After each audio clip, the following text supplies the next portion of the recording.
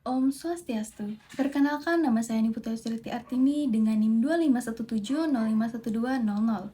Di sini saya akan mempresentasikan tugas agama Hindu mengenai Caturmarga dan tempat suci dengan judul Ajaran Caturmarga dan implementasinya dalam kehidupan umat Hindu di tempat suci.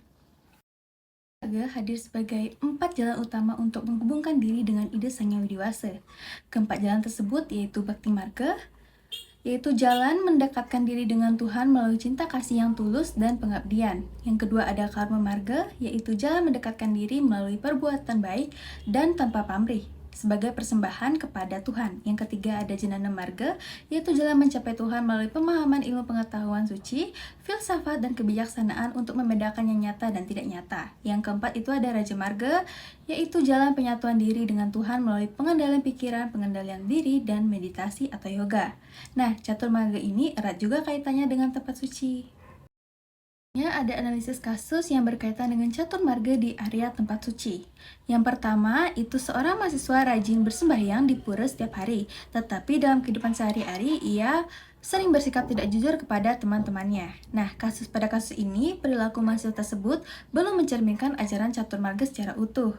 Bhakti marga menekankan pengabdian kepada Tuhan melalui sembahyang dan sikap hidup yang baik. Sembahyang di pura menunjukkan bentuk bakti, tetapi sikap tidak jujur kepada teman menunjukkan perilaku yang tidak sesuai dengan dharma. Karma marga mengajarkan bahwa setiap tindakan harus dilandasi kebaikan dan kejujuran. Jika seseorang rajin bersembahyang tetapi melakukan perbuatan tidak baik, maka praktik spiritualnya belum seimbang. Sehingga catur marga menuntut keselarasan antara ibadah kepada Tuhan dan perilaku moral dalam kehidupan sehari-hari.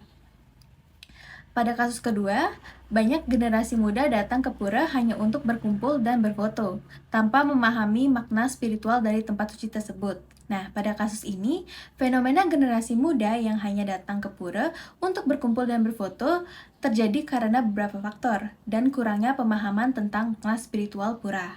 Di antaranya, faktor dari pengaruh media sosial yang membuat pura dianggap sebagai tempat wisata atau lokasi foto, serta kurangnya pembinaan keagamaan yang menarik bagi generasi muda. Solusi yang dapat dilakukan yaitu dengan meningkatkan pendidikan agama Hindu, mengadakan kegiatan Dharma Wacana atau diskusi keagamaan di pura, serta melibatkan generasi muda dalam kegiatan keagamaan dan sosial. Dengan keterlibatan secara langsung, generasi muda dapat memahami fungsi pura sebagai tempat bakti kepada Tuhan. Pada kasus ketiga, sekelompok mahasiswa melakukan kegiatan bakti sosial membersihkan area pura yang kotor setelah upacara besar. Nah, pada kasus ini, kegiatan membersihkan area pura setelah upacara besar merupakan contoh penerapan karma marga. Karma marga menekankan perbuatan yang baik dan tulus sebagai bentuk pengabdian kepada Tuhan. Dengan membersihkan pura, mahasiswa menunjukkan kepedulian terhadap kesucian tempat ibadah. Tindakan tersebut mencerminkan nilai tanggung jawab dan pelayanan kepada masyarakat. Menjaga kebersihan pura merupakan bagian dari menjaga kesucian tempat suci. Pada kasus keempat, seorang mahasiswa lebih tertarik mempelajari kitab suci Weda dan filsafat Hindu daripada mengikuti kegiatan sembahyang di pura. Pada kasus ini, mahasiswa yang tertarik mempelajari kitab suci Weda dan filsafat Hindu menjalankan Jnana Marga. Jnana Marga merupakan jalan spiritual yang menekankan pencarian kebenaran melalui pengetahuan dan pemahaman. Sikap tersebut dapat dibenarkan dalam ajaran Hindu karena setiap orang dapat memilih jalan spiritual yang sesuai dengan dirinya. Pencarian pengetahuan tentang Weda membantu seseorang memahami ajaran Hindu secara lebih mendalam.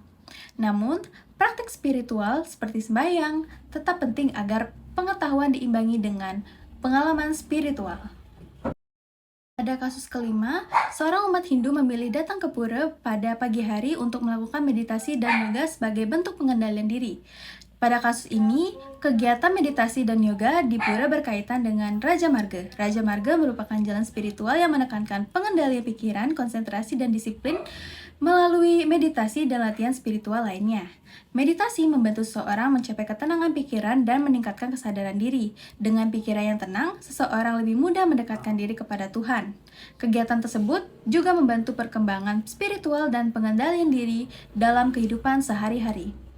Pada kasus ke-6, beberapa pengunjung pura datang dengan pakaian yang kurang sopan dan berbicara keras di area pura. Pada kasus ini, perilaku pengunjung yang berpakaian tidak sopan dan berbicara keras di pura menunjukkan kurangnya penghormatan terhadap tempat suci. Pura merupakan tempat yang disucikan untuk bersembahyang dan melakukan kegiatan spiritual. Sikap yang seharusnya dilakukan umat Hindu ketika berada di tempat suci adalah berpakaian yang sopan sesuai aturan, menjaga ketenangan, serta menghormati kesucian pura. Sikap tertib dan hormat mencerminkan rasa bakti kepada Tuhan. Pada kasus ketujuh, di sebuah desa terjadi perdebatan mengenai pembangunan pura baru. Sebagian warga mendukung, sementara yang lain merasa pembangunan tersebut tidak terlalu diperlukan. Pada kasus ini, perdebatan mengenai pembangunan pura dapat diselesaikan dengan menerapkan prinsip dharma. Masyarakat perlu berdiskusi secara terbuka dan mempertimbangkan kepentingan bersama. Semangat pengabdian dalam Caturmarga mendorong masyarakat untuk bersikap bijaksana, saling menghormati, dan mencari keputusan yang membawa kebaikan bagi semua pihak. Musyawarah dan kerjasama dapat membantu menyelesaikan konflik tersebut secara damai. Pada kasus ke-8, beberapa tempat suci dijadikan lokasi wisata sehingga banyak wisatawan datang berkunjung.